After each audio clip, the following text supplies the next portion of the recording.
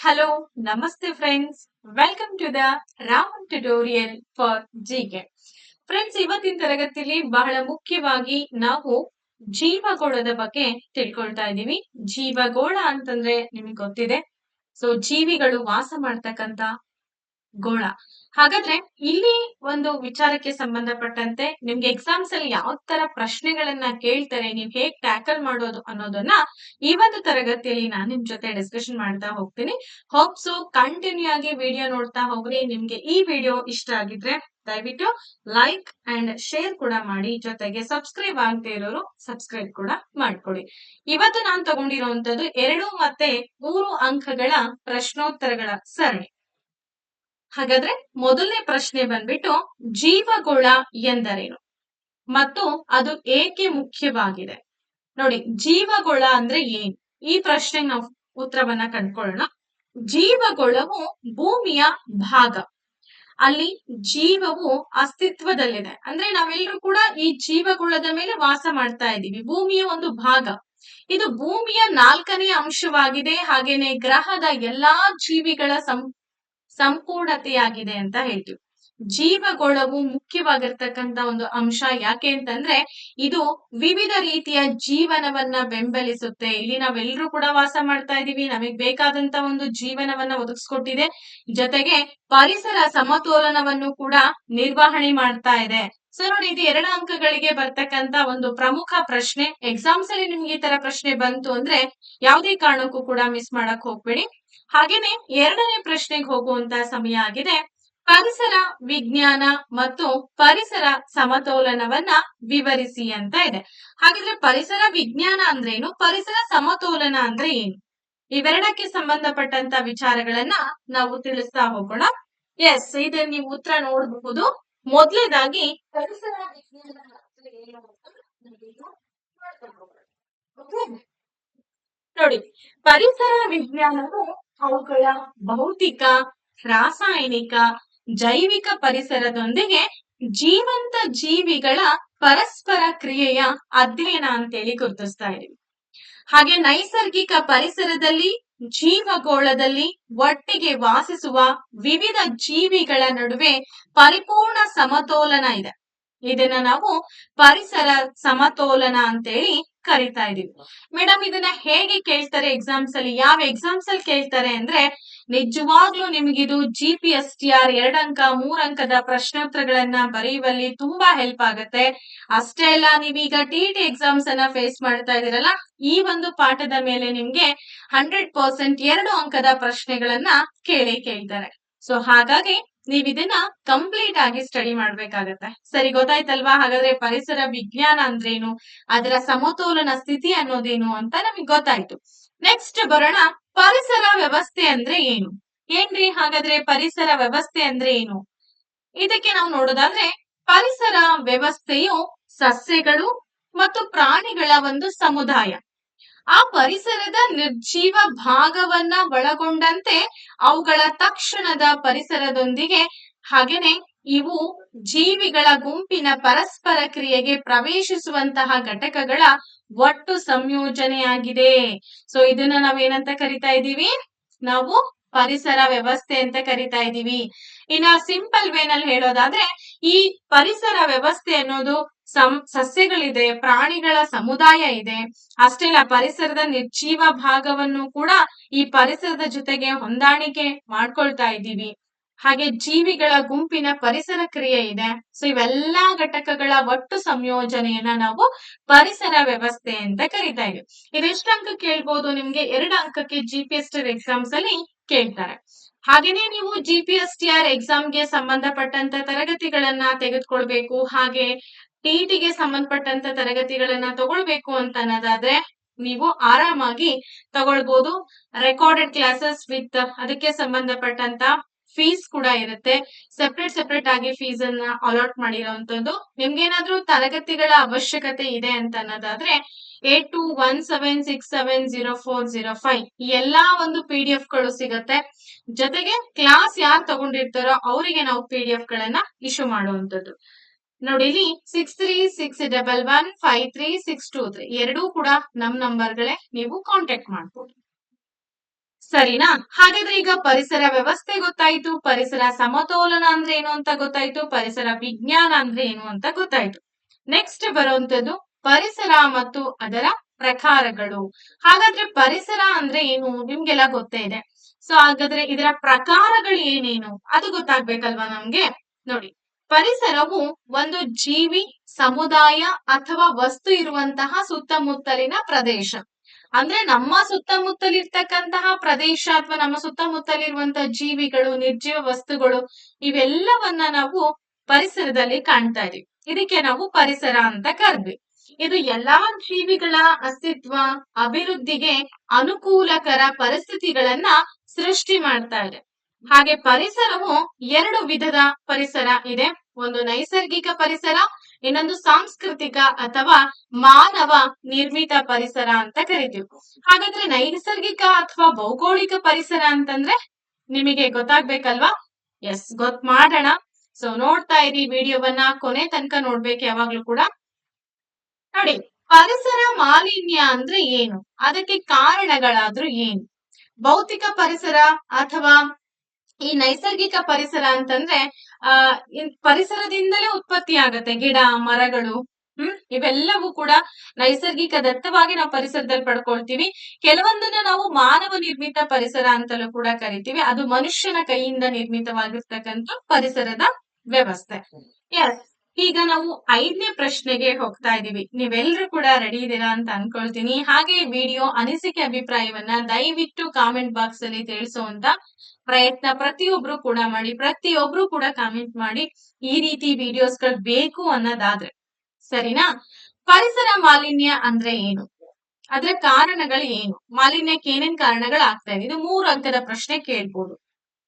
ಪರಿಸರ ಮಾಲಿನ್ಯವು ನಮ್ಮ ಸುತ್ತಮುತ್ತಲಿನ ಪರಿಸರವನ್ನ ಸಂಪೂರ್ಣವಾಗಿ ಅಥವಾ ಭಾಗಶಃ ಮಾನವ ಕ್ರಿಯೆಯಿಂದ ನೇರ ಮತ್ತು ಪರೋಕ್ಷ ಪರಿಣಾಮಗಳ ಮೂಲಕ ಪ್ರತಿಕೂಲವಾದಂತ ಬದಲಾವಣೆ ಅಂತ ಕರಿತಾರೆ.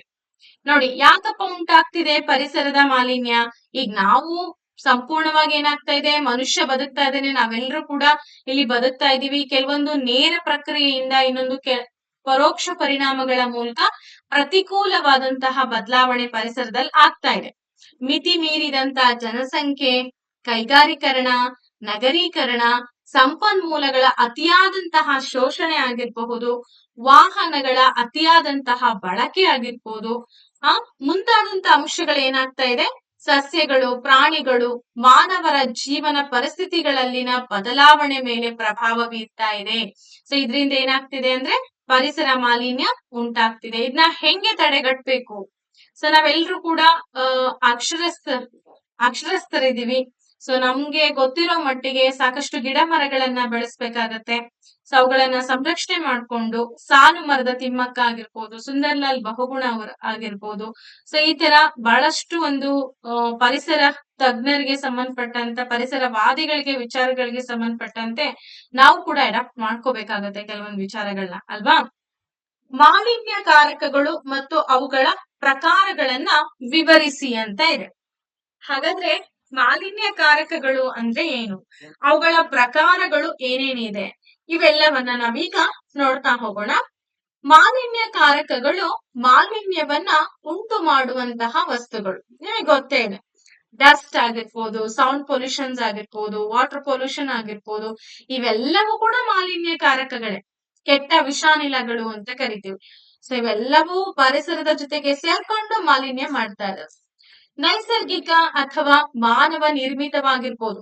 ಕೆಲವೊಂದು ನೈಸರ್ಗಿಕವಾಗಿನೇ ಮಾಲಿನ್ಯ ಆಗ್ಬೋದು, ಅಥವಾ ಇನ್ನೇ ಕೆಲವೊಂದು ಮನುಷ್ಯ ನಿರ್ಮಿತವಾಗಿಯೂ ಕೂಡ ಆಗಿರ್ಬೋದು. ಎರಡನೆಯದನ್ನ ಹೆಚ್ಚು ಅಪಾಯಕಾರಿ ಅಂತ ಪರಿಗಣಿಸ್ತಾ ಇದೀವಿ ನಾವು. ಹೌದು, ಮನುಷ್ಯ ಮಾಡುವಂತಹ ಈ ಹೊಗೆ, ಅನಿಲಗಳು, ಧೂಳು, ಕಸ, ಕೊಳಚೆ ನೀರು, ಇವೆಲ್ಲದರ ಮೂಲಕ ಏನಾಗ್ತಿದೆ, ಇವತ್ತು ಪರಿಸರ ಹಾನಿ ಆಗ್ತಾ ಇದೆ. ನೋಡಿ, ಮಾಲಿನ್ಯಕಾರಕಗಳು ಹೊಗೆ, ಅನಿಲಗಳು, ಧೂಳು, ಕಸ, ಕೊಳಚೆ ನೀರಿನಂತೆ ಗೋಚರಿಸಬಹುದು, ಅಥವಾ ನೀರು, ಆಹಾರ, ಮಣ್ಣಿನೊಂದಿಗೆ ಬೆರೆಸಿದಂತಹ ಬ್ಯಾಕ್ಟೀರಿಯಾ, ವಿಷಕಾರಿ ರಾಸಾಯನಿಕಗಳಂತೆ ಅಗೋಚರ ಕೂಡ ಆಗಿರಬಹುದು. ನೋಡಿ, ಗೋಚರದಿಂದಲೂ ಕೂಡ ಕೆಲವೊಂದು ನಮ್ ಕಣ್ಣಿಗೆ ಕಾಣಿಸುವಂತ ವಸ್ತುಗಳ ಮೂಲಕನೂ ಕೂಡ ಮಾಲಿನ್ಯ ಉಂಟಾಗ್ತಾ ಇದೆ. ಇನ್ನೊಂದು ಕೆಲವೊಂದು ನಮ್ಮ ಕಣ್ಣಿಗೆ ಕಾಣಿಸ್ತಾ ಇದ್ರು ಕೂಡ ಕೆಲವೊಂದು ಏನಾಗ್ತಾ ಇದೆ ಅಂತಂದ್ರೆ ಅಲ್ಲಿ ಅಗೋಚರ ಒಂದು ಪ್ರಕ್ರಿಯೆಗಳಿಂದಲೂ ಕೂಡ ಮಾಲಿನ್ಯ ಉಂಟಾಗ್ತಾ ಇದೆ. ಸೊ ಇದನ್ನ ಎಷ್ಟು ಅಂಕಕ್ಕೆ ಕೇಳ್ಬೋದಪ್ಪ ಅಂದ್ರೆ 3 ಅಂಕಕ್ಕೆ ಕೇಳುವಂತ ಪ್ರಶ್ನೆ ಇದೆ. ಹಾಗಾದ್ರೆ ವಿವಿಧ ರೀತಿಯ ಪರಿಸರ ಮಾಲಿನ್ಯವನ್ನ ಹೆಸರಿಸಿ. ಇವತ್ತಿನ ದಿನ ನಮ್ಮ ಪರಿಸರದಲ್ಲಿ ಸಾಕಷ್ಟು ಬೇರೆ ಬೇರೆ ರೀತಿಯಲ್ಲಿ ಮಾಲಿನ್ಯ ಉಂಟಾಗ್ತಾ ಇದೆ. ಯಾವ ಪರಿಸರ ಮಾಲಿನ್ಯಗಳು ಉಂಟಾಗ್ತಾ ಇದೆ? ವಾಯು ಮಾಲಿನ್ಯ ಅಂದ್ರೆ ಗಾಳಿ ಮಾಲಿನ್ಯ ಆಗುತ್ತೆ. ಹೇಗಾಗುತ್ತೆ ಅನ್ನೋದು ನಿಮಗೆ ಗೊತ್ತೇ ಇದೆ. ಕೈಗಾರೀಕರಣದಿಂದಾಗಿ, ಕೈಗಾರಿಕೆಗಳು ಬಿಡ್ತಕ್ಕಂತ ಹೊಗೆಯಿಂದಾಗಿ, ಎಷ್ಟೋ ವಸ್ತುಗಳನ್ನ ಮಾಲಿನ್ಯಕಾರಕಗಳನ್ನ ಸುಡುವುದರಿಂದಾಗಿ ಎಲ್ಲ ಹೊಗೆ ಸೇರ್ಕೊಂಡು ನಮ್ಮ ಗಾಳಿ ಸೇರ್ಕೊಳ್ಳುತ್ತೆ. ಗಾಳಿ ಕಲುಷಿತಗೊಳ್ತಾ ಹೋಗುತ್ತೆ. ಅದಷ್ಟೇ ಇಲ್ಲ, ಜಲ ಮಾಲಿನ್ಯ. ಇವತ್ತು ನೀರನ್ನ ಎಷ್ಟು ನಾವು ಹಾಳು ಮಾಡ್ತಾ ಇದ್ದೀವಿ ಅಂತ ನಿಮಗೆಲ್ಲ ಗೊತ್ತೇ ಇರುವಂತ ವಿಚಾರ. ಸೊ ಸಿಕ್ಕಾಪಟ್ಟೆ ನೀರಿನ ಮಾಲಿನ್ಯ ಆಗ್ತಾ ಇದೆ. ಮಣ್ಣು ಕೂಡ ಇವತ್ತು ಹೆಚ್ಚು ಮೇಯಿಸುವಿಕೆಯಿಂದ ಆಗಿರ್ಬೋದು, ಮರಗಿಡಗಳನ್ನ ಕಡಿಯೋದ್ರಿಂದ ಆಗಿರ್ಬೋದು, ಮಣ್ಣಿನ ಮಾಲಿನ್ಯ. ಇವತ್ತು ಎಲೆಕ್ಟ್ರಿಕಲ್ ವಾಹನಗಳನ್ನ ನಾವು ಬಳಕೆ ಮಾಡ್ತಾ ಇಲ್ಲ. ಸೊ ಅದರಿಂದ ಏನು ಮಾಲಿನ್ಯ ಆಗಲ್ವಾ ಅಂತ ನೀವ್ ಅನ್ಬೋದು. ಆದಷ್ಟು ಮಟ್ಟಿಗೆ ಶಬ್ದ ಮಾಲಿನ್ಯನಾದ್ರೂ ನಾವು ಕಡಿಮೆ ಮಾಡ್ಬೋದು. ಜೊತೆಗೆ ವಾಯು ಮಾಲಿನ್ಯವನ್ನು ಕೂಡ ಕಡಿಮೆ ಮಾಡ್ಬೋದು. ಸೊ ಇವೆಲ್ಲವೂ ಕೂಡ ಏನಪ್ಪಾ ಅಂದ್ರೆ ಪರಿಸರ ಮಾಲಿನ್ಯಕ್ಕೆ ಸಂಬಂಧಪಟ್ಟಂತ ವಿವಿಧ ಅಂಶಗಳು ಅಂತ ನಾವು ಗುರುತಿಸ್ತಾ ಇದೀವಿ. ಸರಿನಾ? ಗೊತ್ತಾಯ್ತಾ? ಹಾಗಾದ್ರೆ ನಿಮ್ಗೆಲ್ಲ ಸೊ ಕಾಮೆಂಟ್ ಮೂಲಕ ತಿಳಿಸ್ಬೇಕು ನೀವೆಲ್ಲ ಇನ್ನ ಕಂಪ್ಲೀಟ್ ಆಗಿ ನೋಡ್ತಾ ಇದ್ದೀವಿ ಮೇಡಮ್ ಅಂತ ಅನ್ನೋದಾದ್ರೆ. ವಾಯು ಮಾಲಿನ್ಯ ಹಾಗೇನೆ ಅದರ ಮೂಲಗಳನ್ನ ವಿವರಿಸಿ ಅಂತ ಇದೆ. ಸೊ ವಾಯು ಮಾಲಿನ್ಯ ಹಾಗೆ ಅದರ ಮೂಲಗಳು ಏನೇನಿದೆ?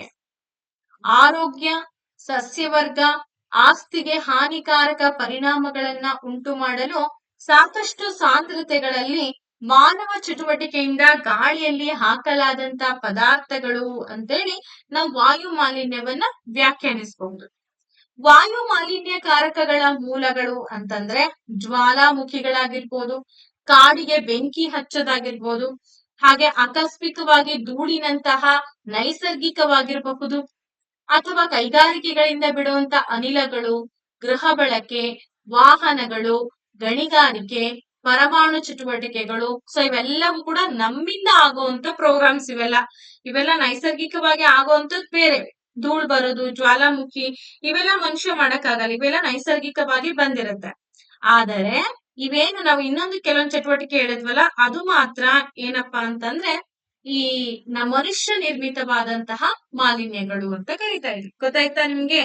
ಹಾಗಾದ್ರೆ ಪ್ರಮುಖ ವಾಯು ಮಾಲಿನ್ಯಕಾರಕಗಳು ಮತ್ತೆ ಅವುಗಳ ಪರಿಣಾಮಗಳು ಯಾವುವು ಅಂತ ಇದೆ ನೋಡಿ. ಪ್ರಮುಖ ವಾಯು ಮಾಲಿನ್ಯಕಾರಕಗಳು ಅಂತಂದ್ರೆ ಇಂಗಾಲದ dioxide, carbon monoxide, sulphur dioxide, nitrogen ಆಕ್ಸೈಡ್ಸ್ಗಳು, ಕ್ಲೋರೋಫ್ಲೋರೋ ಕಾರ್ಬನ್ಸ್ಗಳು, CFC ಅಂತ ಕರಿತೀವಿ, ಹಾಗೆ ಹೈಡ್ರೋಕಾರ್ಬನ್ಗಳು. ಸೊ ಇವೆಲ್ಲದ್ರ ಮೂಲಕನೇ ನಮ್ಗೆ ವಾಯು ಮಾಲಿನ್ಯ ಆಗ್ತಾ ಇದೆ. ಹಾಗಾದ್ರೆ ಇದರಿಂದ ಏನೆಲ್ಲ ಪರಿಣಾಮಗಳು ಉಂಟಾಗ್ತಾ ಇದೆ? ಹವಾಮಾನ ಮತ್ತು ಹವಾಮಾನ ಪರಿಸ್ಥಿತಿಗಳಲ್ಲಿನ ಬದಲಾವಣೆಗಳು ಉಂಟಾಗ್ತಾ ಇದೆ. ಓಝೋನ್ನ ಸವಕಳಿ, ಹಸಿರುಮನೆ ಪರಿಣಾಮ, ಜಾಗತಿಕ ತಾಪಮಾನ, ಮಾನವನ ಒಂದು ಆರೋಗ್ಯ, ಉಸಿರಾಟದ ವ್ಯವಸ್ಥೆ, ಹಾಗೆ ಪ್ರಾಣಿಗಳು ಮತ್ತು ಸಸ್ಯಗಳ ಜೀವನದ ಮೇಲೆ ಪರಿಣಾಮಗಳನ್ನ ಉಂಟು ಮಾಡ್ತಾ ಇದೆ ಅಲ್ವೇನ್ರಿ? ಎಸ್, ಇದಿಷ್ಟು ಏನಪ್ಪಾ ಅಂತಂದ್ರೆ ಈ ಒಂದು ವಾಯು ಮಾಲಿನ್ಯಕ್ಕೆ ಸಂಬಂಧಪಟ್ಟಂತ ಪ್ರಶ್ನೆಗಳು. ಓಕೆ, ಹಾಗಾದ್ರೆ ಇನ್ನೂ ಕೂಡ ವಿಡಿಯೋಸ್ಗಳು ಬೇಕು ಅನ್ನೋದಾದ್ರೆ ನೀವೇನ್ ಮಾಡಿ, ಕಾಮೆಂಟ್ ಅಲ್ಲಿ ತಿಳಿಸಿ. 9 ಪ್ರಶ್ನೆಗಳನ್ನ ವಿವರಣಾತ್ಮಕವಾಗಿ ತಿಳಿಸ್ಕೊಟ್ಟಿದೀನಿ. ನೆಕ್ಸ್ಟ್ ನೀವೇನ್ ಮಾಡಿ ಅಂತಂದ್ರೆ ಮುಂದಿನ ವಿಡಿಯೋಗೋಸ್ಕರ ವೇಟ್ ಮಾಡ್ತಾ ಇರಿ. ಹಾಗೆ ಕಾಮೆಂಟ್ ಕೂಡ ಮಾಡಿ, ನಾನು ನಿಮಗೆ ಮುಂದಿನ ವಿಡಿಯೋವನ್ನ ಮಾಡ್ತೇನೆ. Thank you so much and take care. Bye bye.